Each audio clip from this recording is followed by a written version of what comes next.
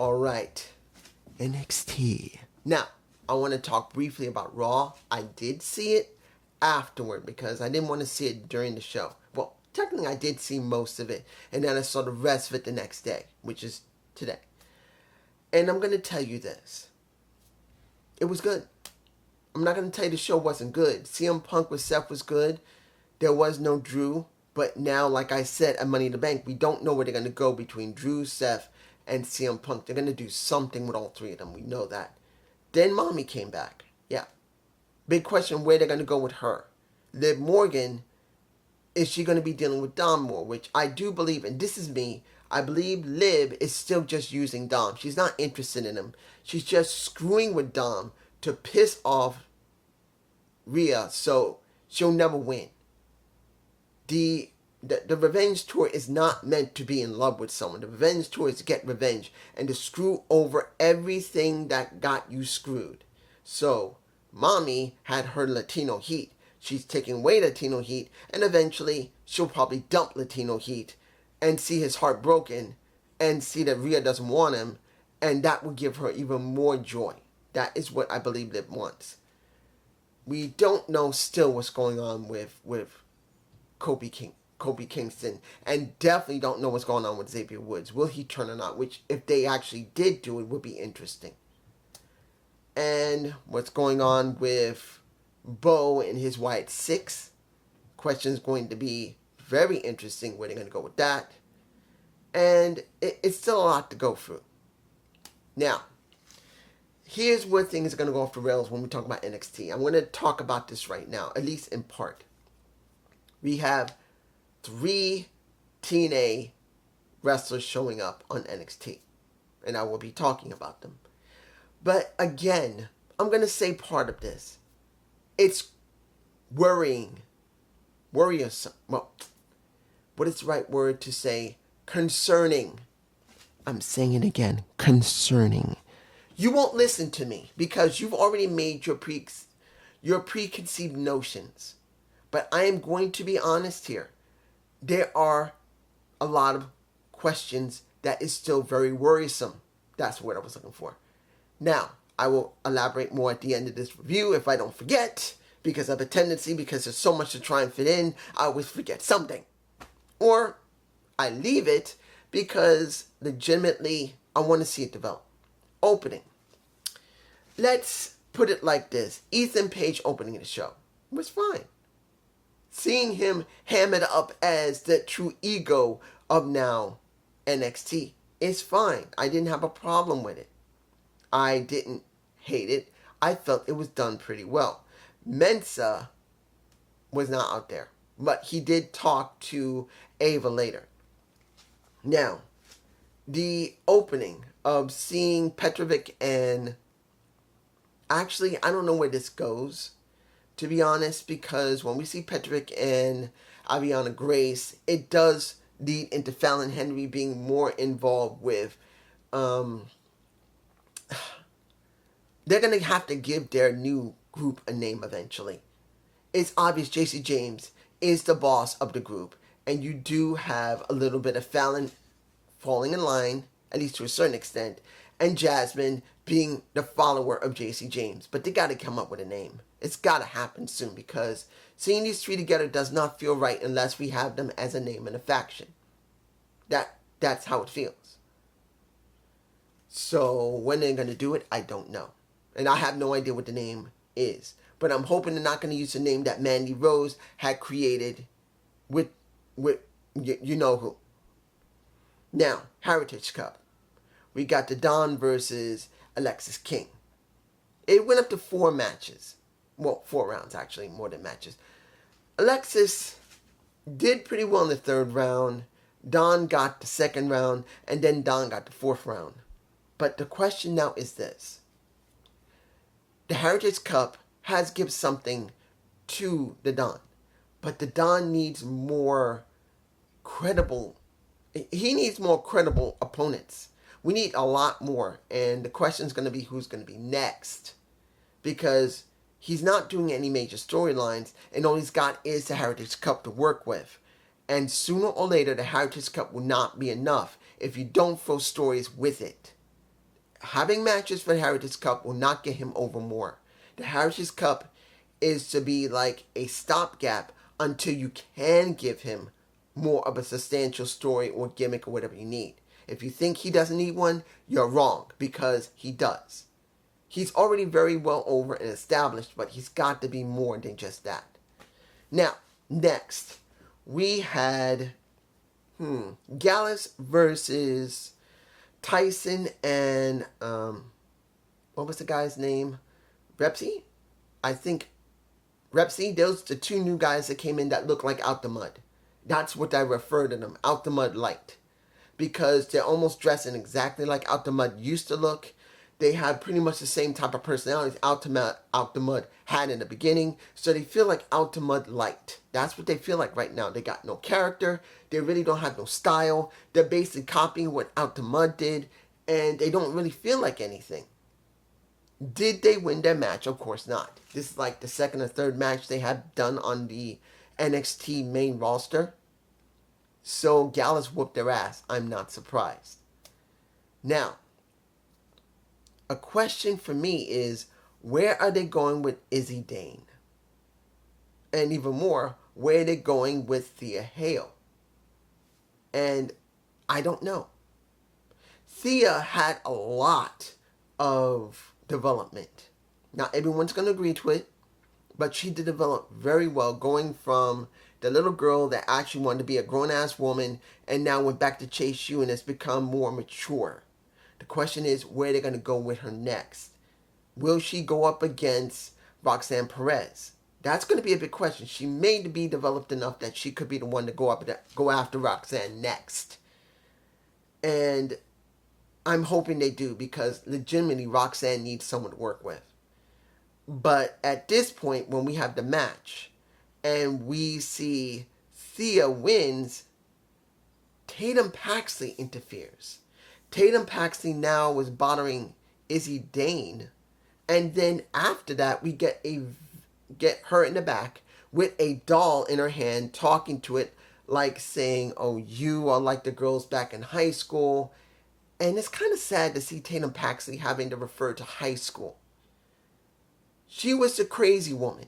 And I'd rather see her acting like a crazy woman, but not acting like a crazy high schooler. It doesn't feel really like she needs that, but that's where they're going. So Tatum saying that you're all the cool girl, but you never wanted to be with me, but now, or play with me, but now I'm not forgetting about winning a championship because it's waiting for me, but I'm going to deal with you. Breaks the head off the doll and throws it to the floor. And then we have a Wendy Chu picking up the doll without the head on it. I don't know where they're going to go with her either. I don't know how they're going to develop her. But hopefully they will develop her and it makes sense. Next. The next match is Out the Mud versus the OC. And to be honest, Out the Mud, what are they doing? They feel like they're in a holding pattern. But then when you look at these two new guys that look like Out the Mud Light, it's like they're not too far away from each other. You got Out the Mud and then you got Out the Mud Light. That's what we got right here. It feels like they both, one needs to go somewhere and the other one needs to take their place. So the OC did not win the match. And then you saw Michin fighting with Miss Parker. And honestly, when you see that their feud is not over yet, I'm not having a problem with it. Because seeing Miss Parker dealing with a Michin at this point is one of the more entertaining things we got. Because there's not really a lot. But it's not bad. So the question is going to be where they're going to escalate their feud. Because they've already done what they did, a street fight. Maybe they'll do a steel cage. Maybe they'll do a last woman standing match. Maybe they'll do a first blood match. I have a feeling that they're going to keep escalating up and up and up because that is just how they're going to go through with it. I'm taking a guess they're going to be doing a steel cage match next. Do not think they're going to do an I Quit match next or a last woman standing match yet. I do believe they will be doing a steel cage, but it won't be settled there. then I think it'll be a last woman standing or an I quit. Next, Ruka versus Fallon Henley. And I'm a little confused here. Fallon Henley is in a group that has no name. So Ruka had just finished dealing with a Keani Jordan. And you put them against each other. You made the DQ, which made perfect sense. But now that Keani Jordan didn't come out to help Ruka, what does that mean? Because it would have made more sense for her to help her than not to leave it. And then you could have a feud between the three women with no name, Ruka and Keani Jordan. And she'll have three, not one, but three opponents she can go through, one after another after another. That would actually be very good for her, because she needs opponents. I'm sorry, people may love her, but let's make it very clear. She's still very inexperienced. She still doesn't do very good in her promos. Yes, she does very good work in the ring as a gymnast, but she's still not a full pro wrestler. She's still skewed just too much like Ruka. They need to crank it back just slightly to be more balanced. They don't need to be like this. There always can be an offset. But at this point, she still doesn't have really any development in that, where her character can develop her ring style. And she doesn't have that. She's still gymnast, pro wrestler. That's the way it looks. Now, let's get to the last match. No. Let's not get to the last. No, yeah, I'm going to do the last match because that's not what I'm going to talk about. But it will be added into the end of the review. You got Trick Williams with a mysterious partner versus Spears and Ethan Page. Now, as you already know, the opening of the show, you had Spears, Ethan, Trick, as well as a Devon Evans, which I am glad what they did, eliminating him because of Brooks Jensen. Brooks Jensen was brought back because someone was willing to back him, which was Briggs. Briggs begged Ava to not let him get fired, so he was allowed to come back. But to prove a point that he's important, he took out Devon Evans, which now next week they'll have the match. But to me personally, I am glad that happened because Devon Evans was given way too much, way too fast, and they need to cut him back because they let people get a chance to see who he is, see what he can do in the ring. But now they need to pull him back and let him develop because he's been there, 2 months? Barely 3? And no, I don't agree with it. Even if he's going to replace Ricochet, which I do believe he's going to. Ricochet, by the end of this month, is done. I think either he's going to be done at the end of the month or the middle of the month. He's done with WWE until he decides to come back, if ever. So I do believe they are grooming him to take Ricochet's spot. In 1 year's time, I do believe he will be on the main roster, either working SmackDown or Raw, doing that work. But this is what I believe is going to happen. And he needs to crank back. They went too far with him. It's time to crank him back and let him build up more naturally and see how he can develop after being pushed back. Because if they keep putting him in high-profile spots over and over again, I don't agree with it. But now, seeing that they had this moment, and they were showing Joe Henry last week at the end of the show. Well, actually, not last week, but at Heatwave, they showed him. Then they showed him again on the show. Then they said, and multiple people said, don't say his name. And then he does appear, and everyone went ape shit for him. He's very over. He's a very well-established now member of the TNA roster. And because of his popularity in Europe, now becoming popular in the United States, he's now become a commodity that the TKO WWE wants. And we had this match. It's not saying it was the greatest match I've seen Joe Henry or Trick or any of them use. But, well, not use, but, well, use to try and see how far they're going to go with Joe Henry. How far they're going to go with Trick working with Joe Henry. Where Trick is like like that. And it was fine for what it was. It was a good match. Joe got the pin on, I think, Shawn Spears, and looked perfectly fine. There was no problem. It was good. I had no problem with it. It made him look good. It made Trick look good. Now the question is going to be how far they're going to let Trick have to wait before he gets his next shot at the title. Now, I know they're going to have a match. Well, what? Great American Bash, I believe? He may actually get his shot at Great American Bash August 6th, I believe, or 8th. I think it's the 6th. So he will get his shot. I'm sure by then. So let's just hope they're going to give him a good rise until he gets that title. Because if they just go like this, it may not help him. Now, let's finally get to the meat and potatoes of this. Reunion of family. We get, and I know I can mention other things. I'm going to leave them. I'm going to leave more stuff alone. But this is what I want to focus on. Wesley comes out.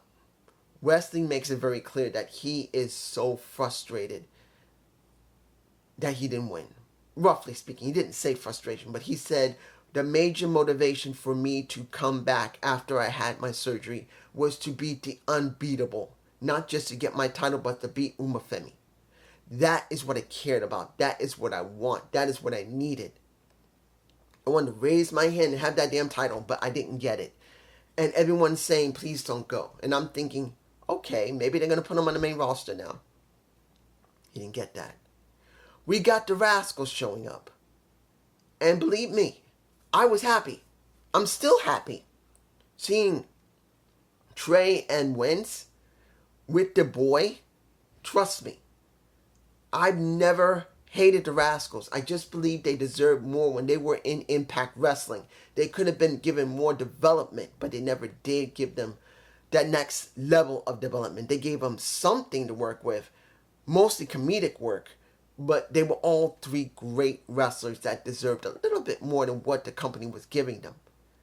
And once Wentz left and once not Desmond Xavier, but actually, let me give it to you like this. When you think about Wesley, seeing that he left Wentz, and then Wentz had to leave because of his wife, understand, because Kimberly forced him out. That's what happened. Kimberly caused trouble for him, and the company fired him because of his, multiple personality ex-wife who has been in trouble with the law for quite a while now.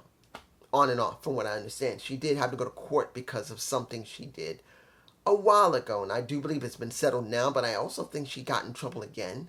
You guys can tell me I'm wrong. It was quite a while ago. It's been more than 2 years that happened. At least a year or two easily. But let's make this clear. Seeing Wentz back there, seeing Trey there, was a beautiful moment. I loved it. I'm not going to say I did not love it. And seeing that Wentz said, let's bring back our team. And he says, yeah, okay. Well, actually, I should crank that back. He says, do not leave here. You are the best North American champion in history. Do not quit. We believe in you. We're your boys. We love you. We watched you. You done great. And then when it came to Wes, he said, yeah, I agree with you.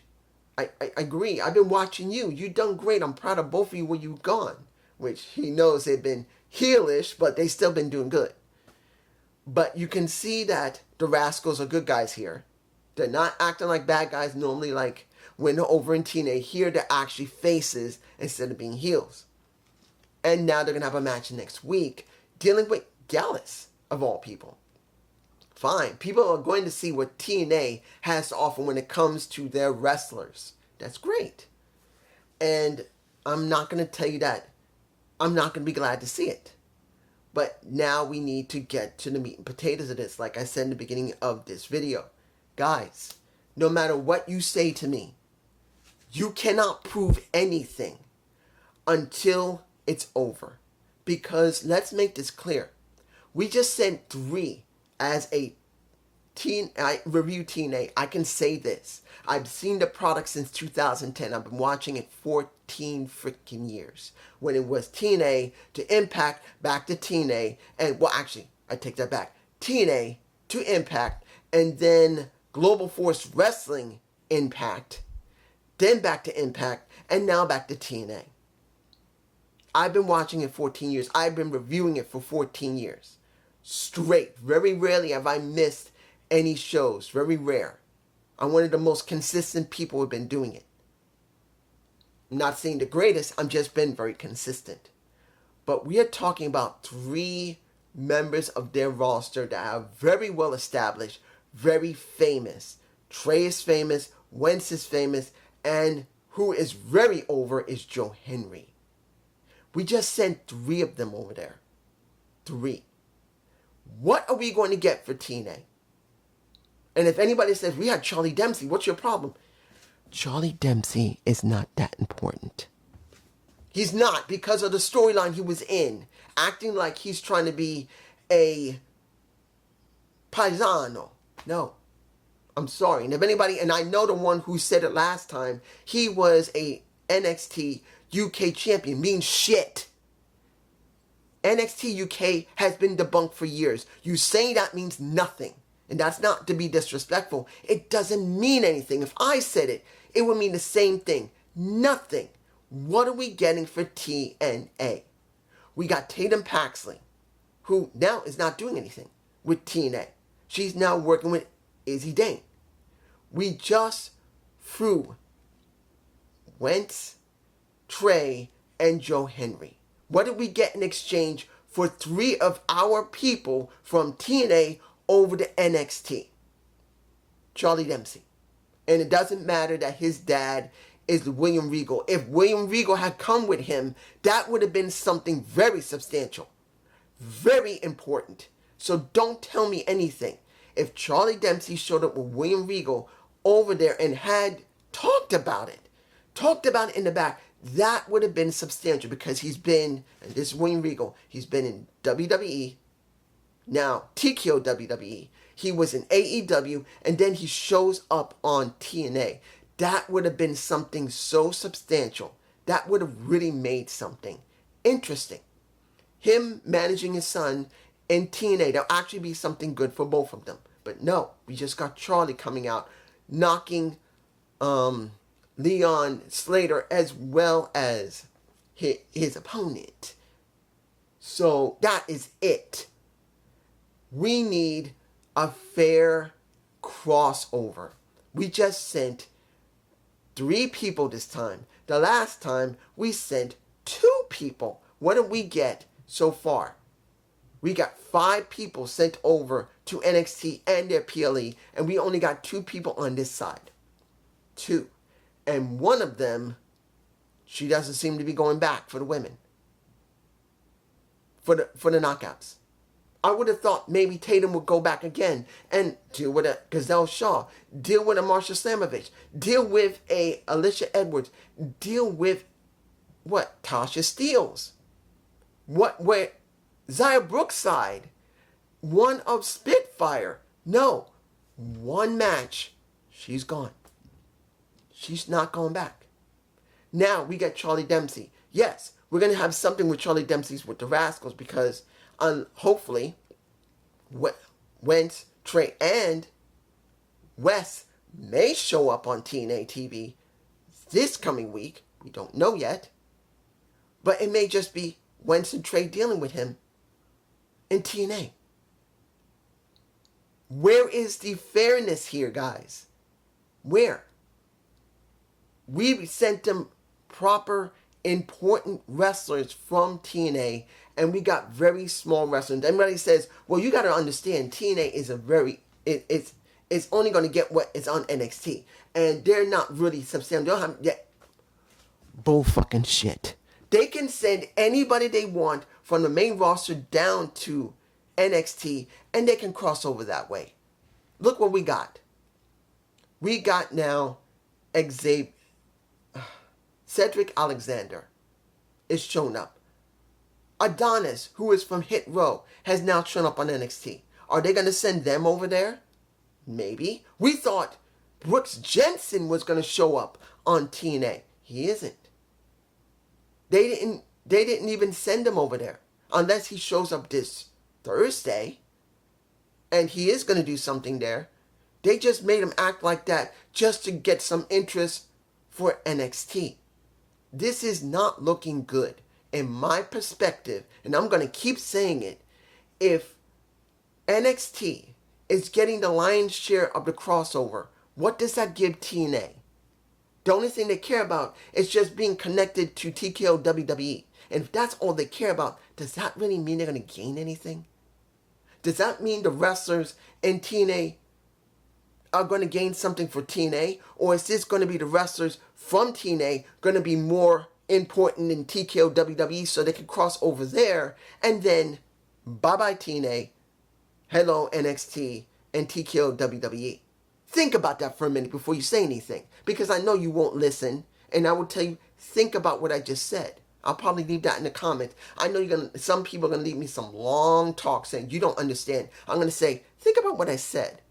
The crossover is not very, very fair. Is it? And that's not meant to be disrespectful. Peace.